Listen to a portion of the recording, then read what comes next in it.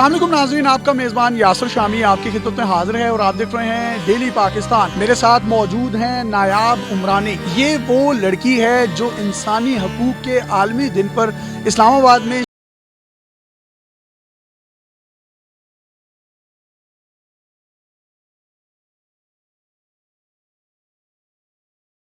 किए। इनकी स्टोरी इंतहाई दर्दनाक है। इनके वालिद साहब ने 4 शादियां की थी। पहली 3 जो शादियां की वो बलोची खवातीन के साथ की गई। चौथी शादी इनकी वालदा के साथ की गई और उनका ताल्लुक पंजाब से था। ये 5 बहन भाई थे। इनकी 100 करोड़ रुपए की जमीन थी जो कि सिंध जैकबाबाद में मौजूद है। इनके स्टेप ब्रदर्स ने इनसे उस जमीन को हथियाने के लिए इन पर जुल्म सितम शुरू किया। जब ये 6 माह की थी तो इनकी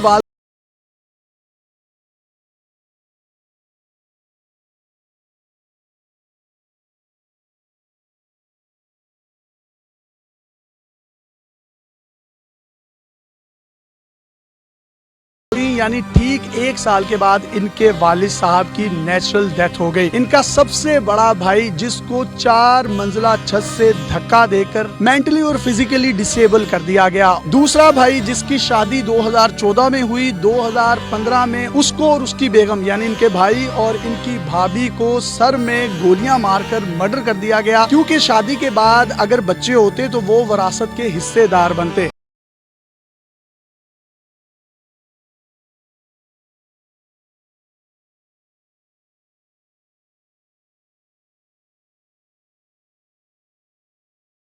तीन बच्चे थे, उन तीनों बच्चों की किफालत भी ये करती थी, खुद भी छोटी सी थी। एक जो इनकी बहन रह गई उसकी शादी कर दी गई और वो अपने घर वाली है। इनका भाई डिसेबल इनके साथ रहता है। ये उन 4 मर्डर्स का इंसाफ लेने के लिए 2018 से अब तक अदालतों के धक्के खा रही हैं, जबकि हसन नियाजी साहब जो कि सोशल एक्टिविस्ट हैं इनको तमाम legal advisory free of cost फराहम कर रहे हैं। मुझे बताइएगा नायाब, ये जो आपकी विरासती जायदाद के जो अफेयर्स चल रहे हैं वो जायदाद कितने करोड़ की है? 1 अरब की है।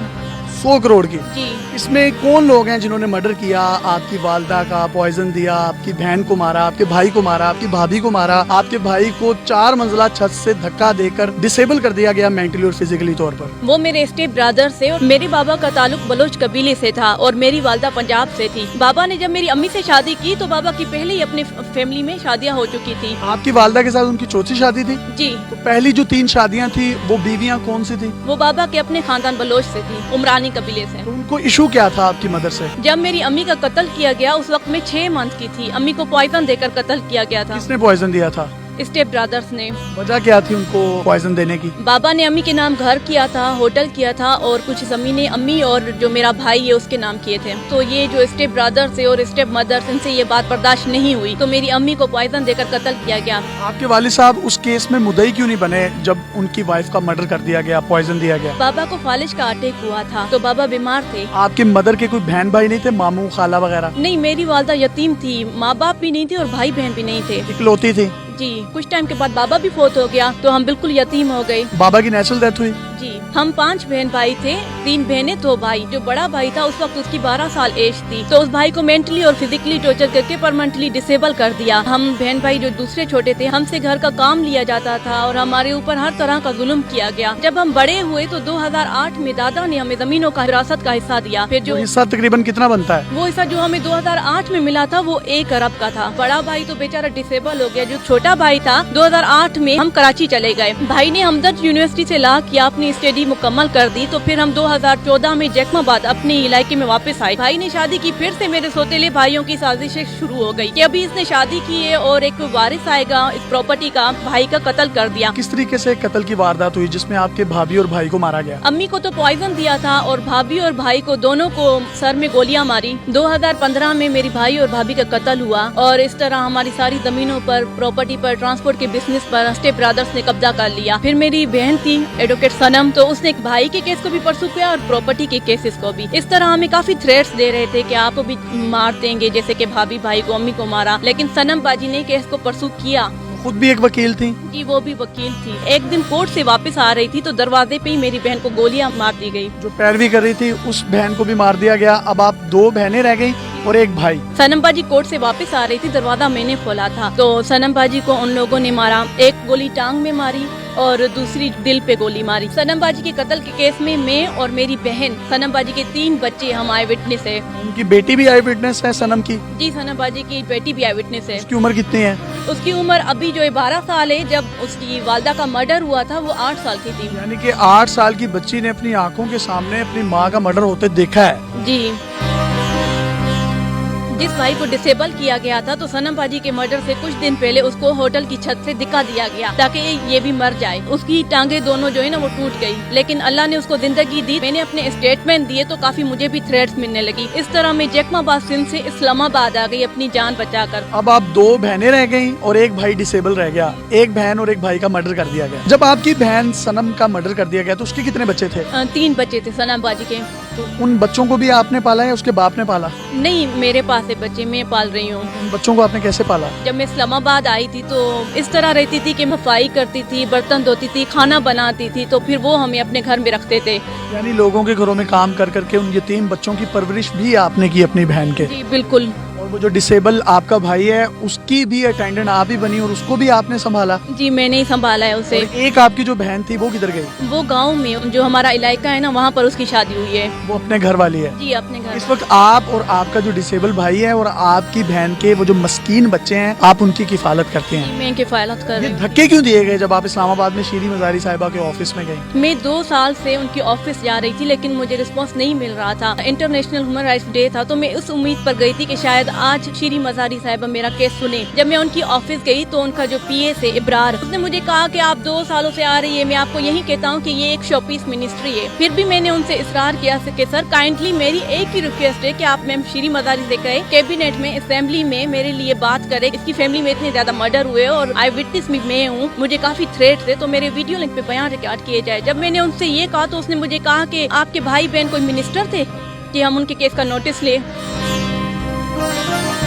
मुझे बाहर निकाल दिया गया। जब बाहर निकले तो गनमैन खड़े थे उनके ऑफिस के बाहर, तो कहने लगे अगर आप दूसरी बार आई तो फिर हम आपको इनके हवाले कर देंगे। जैसे उसने ऐसा कहा तो उसके जो गनमैन थे उन्होंने अपनी गन में हाथ रखा। आप इंसाफ लेने वहाँ गई, अगर आप दोबारा वहाँ जाती तो वो उसी पिस्टल से आपका भी मर्डर कर देते। धमकी यही थी? जी जी। शीरी मजारी साहिबा इंसानी हकूक की वजीर हैं और उनके पीएस को कहते रहे कि ये मिनिस्ट्री तो एक शो पीस है, आप यहाँ पर क्या लेने आई हैं? अगर आपके 4 मर्डर फैमिली के हो गए हैं तो आप क्या कोई मिनिस्टर है जो आपको इंसाफ मिलेगा? गार्ड्स की तरफ इशारा करते हुए कहा कि ये अगर इधर आई तो इनके साथ जो सलूक आपने करना है खुद ही करना। और उस दौरान उन गार्ड्स ने अपने असलहे पर भी हाथ रख लिया। ये किस किस्म का धमकी आमेज पैगाम था इनके लिए, इसका फैसला आपने करना है। न्याय साहब आप मुझे बताइएगा, शीरी मजारी साहिबा इंसानी हकूक की वजीर हैं, आप उनके या उनके पीएस के इस इकदाम को कैसे देखते हैं? मैं तो कॉल की थी, मैंने शीरी साहिबा को भी अपना प्रोटेस्ट लिखवा दिया था और मैंने उसके पीएस को भी कॉल की और इसको कॉन्फ्रेंस में लिए, वहाँ पार्किंग में खड़ी रो रही थी, बड़ी बेहसी फील हुई। उसने मुंह पे फोन बंद कर दिया और पहले मेरे से तो बात करता रहा, जब ये बोलना शुरू हुई तो फौरन फोन रख दिया अपनी बात करते साथ ही। वो ये चीज रियलाइज नहीं कर रहे थे कि उनके दफ्तर में ह्यूमन राइट्स डे पे एक यतीम आई थी, 4 मर्डर के केसेस का दर्द लेके आई थी, यतीम बच्चों को पाल रही थी, 22 साल की बच्ची, वो उनकी कहानी लेके आई थी आपके सामने, उनका केस लेके आई थी। ये जो आपने केसेस डिस्कस किए जमीन के, मर्डर के, इनके और इंसाफ के बीच में एक ही चीज रहेगी, वो है नयाब। बाकी तो एक मासूर भाई है और वो यतीम बच्चे हैं, जाहिर है वो तो केस लड़ने से रहे। तो अगर नयाब का मर्डर हो जाता है, क्या ह्यूमन राइट्स मिनिस्ट्री नयाब जो उनके पास दोबारा अपनी बात करने आती है, क्या ये जवाब ये होंगे? जाहिर है इन्होंने भूल जाना है। और ये बताएं नयाब क्या मुद्दई कौन बनेगा?